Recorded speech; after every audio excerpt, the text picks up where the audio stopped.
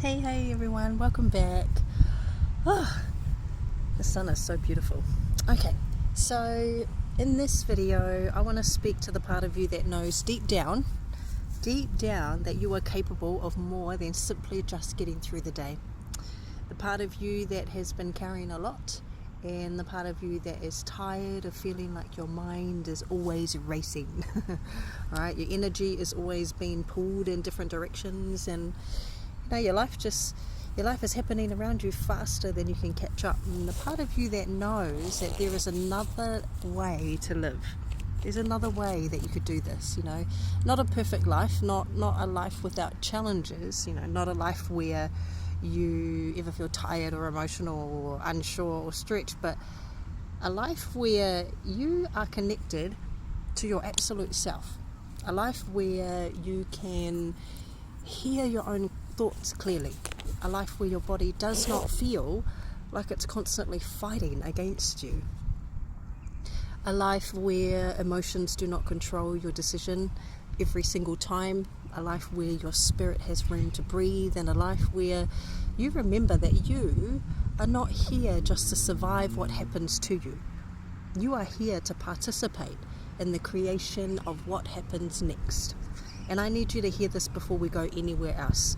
You do not have to stay the same, okay? You do not have to stay in the habits that are draining you. You do not have to keep repeating the thoughts that keep making you feel powerless. You do not have to keep speaking to yourself in a way you would never speak to somebody that you love. You do not have to wait for a crisis before you decide that your health matters. And you do not have to wait for somebody else to believe you before you begin to believe in yourself. Now, you can begin exactly where you are, all right? With what you have, with the body that you are in, with the life that is in front of you, with the breath that is moving through you right now, all right? That is where the change begins. Not in shame, not in pressure, not in trying to become somebody else, but in a single decision. A decision to return back to yourself, a decision to become more intentional with your mind, with your body and your emotions and your faith, with your family, with your purpose, with your environment, your culture, and with your energy. That's what sacred systems means to me. Sacred systems is a part of your life that work together to shape who you actually are becoming. Your physical health is a system. Your nervous system is a system. Your beliefs are a system. And your thoughts are a system. Your emotions are a system. Your sleep is a system. The food that you eat is a system. The way that you move is a system. The relationships that you have and that you are in are a system. And the content that you consume, it's a system. The people you give access to your mind, they're a system. Your prayer, your faith, your connection to God, culture, the whenua, your land, your ancestors, your children, your community, they're all sacred systems too. And when those systems are neglected, we can feel it. We feel scattered, disconnected, we feel exhausted. Even when we've actually slept, we feel like we are doing everything but still not moving forward. And we feel as though we have lost ourselves somewhere between being needed by somebody else and trying to hold on to our own lives together. But when you begin to honor your sacred system, something actually changes. You start coming back online. You start hearing yourself again. You start noticing what gives you that energy and what takes it. You start making decisions from alignment instead of urgency, and you start trusting that your life can change because you are willing to change what you practiced every single day. And that is the message today. Not that you need to become perfect, not that you need to reinvent yourself overnight, but that you can become more conscious, more connected, and more emotionally fit. You can become more spiritually grounded and more mentally clear, more physically present. You can be more aligned with the woman, the man, the parent, the leader, the entrepreneur, the creator, the healer, the community member, and the digital warrior you are capable of becoming. And the first thing that I really do want to talk about is this. You do not have to stay who you had to be to survive, okay? You do not have to stay who you have had to be just to survive. Some of us learn how to survive by being strong all the time. Some of us learned how to survive by being quiet, by being agreeable, or by overthinking. Some of us learn how to survive by taking care of everybody else first, by working harder, by staying busier, by avoiding rest, by making ourselves smaller so other people could feel fucking comfortable, by pretending that things do not affect us, by always having a smile on our face even when we are carrying a whole storm on the inside. And I want to say this with love. Those versions of you were not wrong. They were just trying to protect you. They were doing the best they could with what they knew at the time. But that version of you that actually helped you survive, one season may not be the version that will help you build the next one. You are allowed to grow beyond those old patterns. You are allowed to grow beyond the identity of being someone who always copes. You're allowed to become someone who receives help. You're allowed to become someone who rests, someone who says, actually, that doesn't work for me anymore. You're allowed to become someone who is emotionally honest, someone who takes care of their own breath without feeling selfish. And you sure as shit are allowed to become someone who has boundaries and still has a loving heart. You are allowed to become someone who is successful without being constantly exhausted. And you are allowed to be soft and strong at the same time. That is not weakness. That is maturity. That is emotional intelligence. That is emotional fitness. And there is a principle in neuroscience called neuroplasticity. It is the understanding that our brains can adapt and change through experience, patience, repetition, and learning. And that matters because it means you are not permanently trapped in every thought pattern you have ever had. You can practice new ways of responding. You can learn to pause before reacting. You can learn to notice your thoughts without believing every single one. And you can learn to speak to yourself with more respect. You can learn to make the choices that are aligned with your life that you actually want, not the emotions that are feeling that you have in that one specific moment. That does not mean changing is easy. It means changing is possible. And every time you do something differently, every time you choose a walk instead of another hour of scrolling, a glass of water instead of neglecting yourself, prayer, meditation instead of panic, a pause instead of reaction, sleep instead of pushing through, and truth instead of people-pleasing, you are teaching yourself something. You are teaching your mind and body that I am safe enough to choose differently now. I can trust myself with one small decision.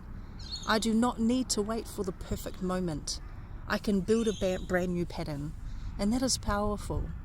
That is powerful because your life is not only changed by huge breakthroughs, your life is changed by what you repeatedly practice. So today I want you to ask yourself, who did I have to be to survive? And who am I ready to become now? Not who does the internet want me to become? Not who does my family want me to become? Not who your past says that you have to be? Who are you? Who are you ready to become? Maybe you're ready to become a person who wakes up and drinks water before touching their phone. Maybe you're ready to become a person who walks every day, not to punish their body, but to honor it. Maybe you're someone who's ready to learn, pray, journal, create, rest, and follow through. Maybe you're ready to become a person who does not abandon themselves every single day when the life gets a little difficult. And maybe you are ready to become the person who believes that they can create something meaningful. You do not need permission. You need a decision. Your body is the first sacred system, and before you can lead anybody else, support anyone else, build a business, raise children, hold a community, chase a vision, or carry a calling, you have to learn how to listen to the body that is carrying you through all of it. Your body is not an inconvenience. Your body is not a machine. Your body is not a project that you have to hate. into changing. Your body is your first home. It is your first environment. It is your first sacred system. And your body is always communicating with you.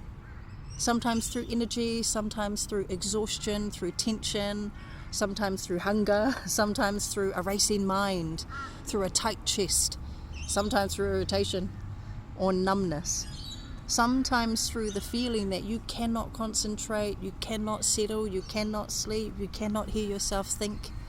Your body is not trying to ruin your life. Your body is trying to communicate to you.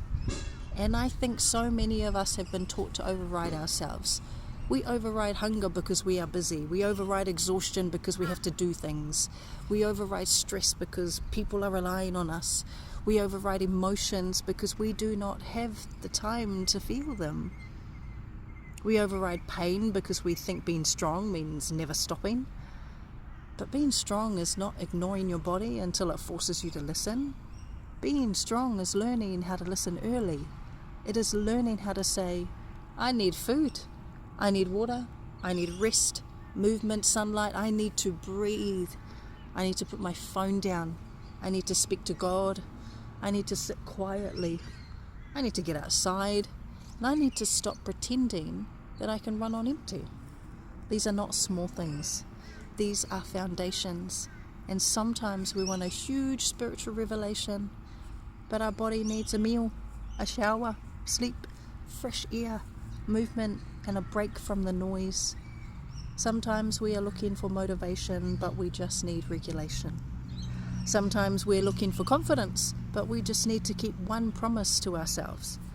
Sometimes we're trying to solve our whole life in one night when the night just wants you to sleep so that you can rest and try again tomorrow. Your health is not separate from your purpose. Your emotional state is not separate from your purpose. Your physical well-being is not separate from your purpose. They are all connected. When you move your body, you create momentum. When you breathe slowly, you create space. When you nourish yourself, you support energy. When you rest, you allow your system to recover. And when you spend time in nature, when you feel the ground beneath yourself, when you drink water, when you feel the wind on your skin, you are remembering that you belong to something bigger than your to-do list. For me, that is deeply spiritual. We are not separate from the natural world. We are not separate from our culture. We are not separate from the generations who came before us or those who come after us. We carry story. We carry spirit. We carry responsibility. But we also carry possibility. And when you take care of your body, you are not taking just care of yourself. You are strengthening the way that you show up for your children, for your family, for your work, for your community, and for the future that you are building. So I'm going to give you a challenge today. Today, do one thing that tells your body, I'm on your side. Drink the water, eat the food, go for a walk, stretch, dance, put your feet on the ground, have a shower, go to bed early, take the medication prescribed to you, book that appointment, step outside, put your hand on your heart and take 5 slow breaths. Do not wait until you feel motivated. Move because you are worthy of care right now. Emotional fitness is a daily practice. It is not a personality trait. And I want to say this to the people who think that they are just emotional, to the people who say, I'm just an overthinker, to the people who believe that they are naturally anxious, naturally reactive, naturally diagnosed, naturally undisciplined, naturally not confident enough. You are not a fixed identity. You are a human with patterns, and patterns can be understood. Patterns can be practiced differently, and patterns can change. Emotional fitness is not just never about crying. It is not about pretending you are calm when you are not. It is not about bypassing your emotions with positivity. It's not about saying good vibes only when your soul is asking you to be honest. Emotional fitness is being able to feel what you feel without letting every feeling drive the car. yeah, I went a bit fresh then. It is being able to say, I'm angry, but I do not have to react from anger. I'm scared, but I do not have to make decisions from fear. I'm disappointed, but I do not have to run. I do not have to turn that disappointment into a story that's about my worth. I feel overwhelmed, but I can return back to one step. I feel emotional, but I am still capable. That is strength. And emotional fitness is built in the small moments. It is built when you do not send the message immediately. It is built when you take a breath before answering. It is built when you notice the story your mind is telling you and ask whether it is actually true. It's built when you stop expecting other people to read your mind and learn how to communicate clearly. It is built when you recognize that a boundary is not an attack.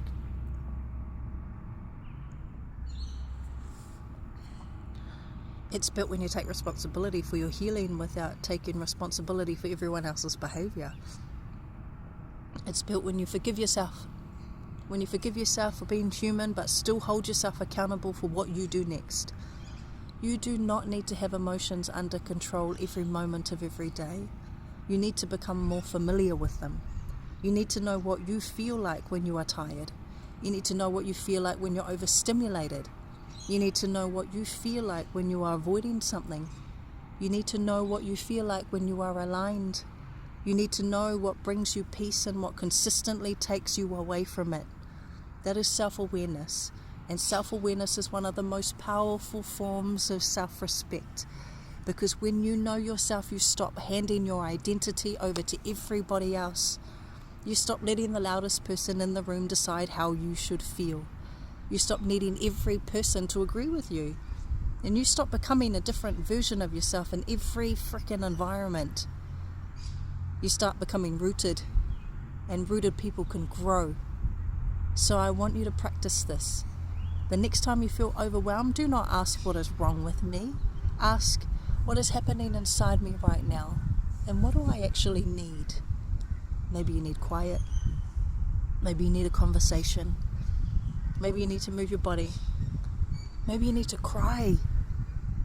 Maybe you need to laugh. Pray. Take a break.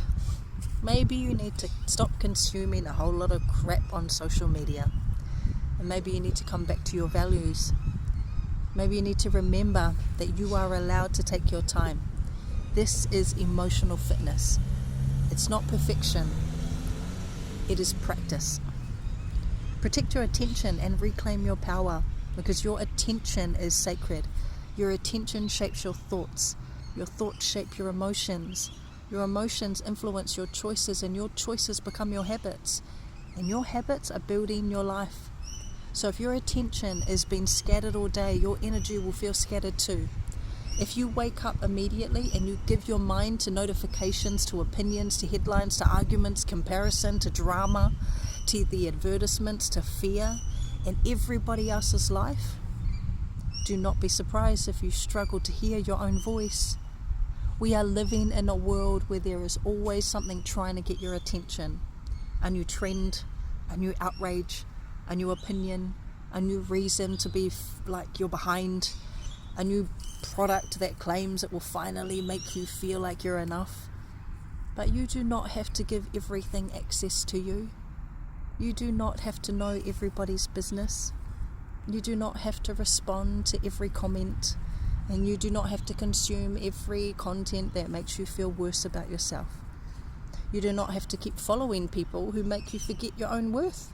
And you do not have to let your phone decide your emotional tone for the day.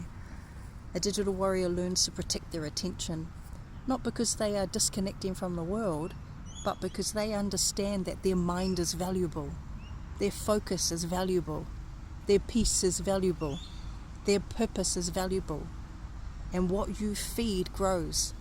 If you feed fear all day, fear will grow. If you feed comparison all day, comparison will grow. If you feed distractions all day, distraction will grow. But if you feed your mind knowledge, faith, movement, music, healthy conversations, meaningful work, prayer, education, creativity, in moments of real presence, something else begins to grow. Your clarity grows, your discipline grows, your hope grows, your confidence will grow, and your purpose will grow. You start becoming the person who can sit in a room without reaching for their phone every 5 minutes.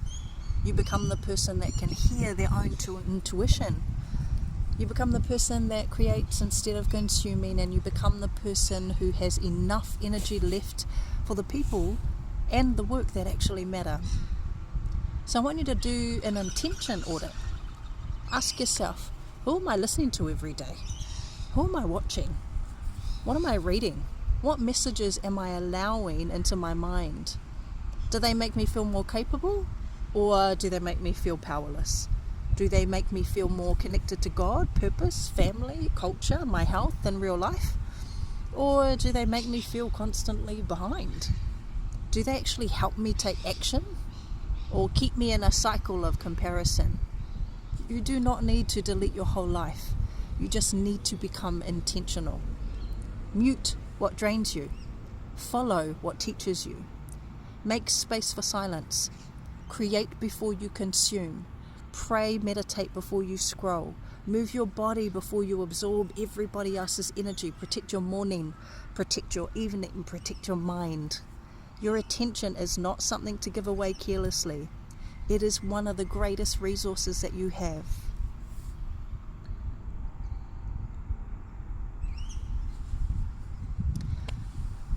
Now I want to talk about alignment, because alignment is what happens when your faith, culture, purpose, and actions begin to work together. There is a difference between knowing what you need to do and actually living it. A lot of us know that we need to rest. We know that we need to drink more water. We know that we need to move our body. We know that we need to stop talking badly to ourselves. We know that we need to pray more, meditate more. We know that we need to make the call, write the plan, start the business, finish the application, create the content, set the boundary, go to the appointment, clean the room, take a walk. We know. But alignment happens when what you know begins showing up in what you do. That does not mean you become rigid. That does not mean that you shame yourself when you have a day off. It means you begin becoming a person whose actions match their values, and their actions match their values more often. You say health matters, and then you begin making choices that support your health. You say family matters, and you become more present. You say faith matters, and you make more room to actually hear God or spirit or source or whoever it is that you actually believe in. You say that your purpose matters, and you stop waiting for confidence before you actually begin. And when you say that your children matter, and you show up to show them what self-respect looks like, then that's exactly what it is you do. You say that culture matters, and you keep learning, listening, honouring, and carrying it with care. You say community matters, and you become someone who actually contributes, not someone who consumes. That is alignment. And alignment does not have to look the same for everybody. For some people, it's about getting help. For some people, it's about going back to study, or it's leaving the house after a hard season. For some people, it's creating the first piece of content. So for some people, it's just feeling themselves properly, understanding themselves. Sometimes it's about returning back to prayer. And for some people, it's about choosing peace, because that matters, and protecting your peace matters. So that's it. That's what I wanted to share with you today. So go ahead and make sure you do your audit of your own attention, and let me know in the comments. And I love you guys. I'll see you in the next one. Bye.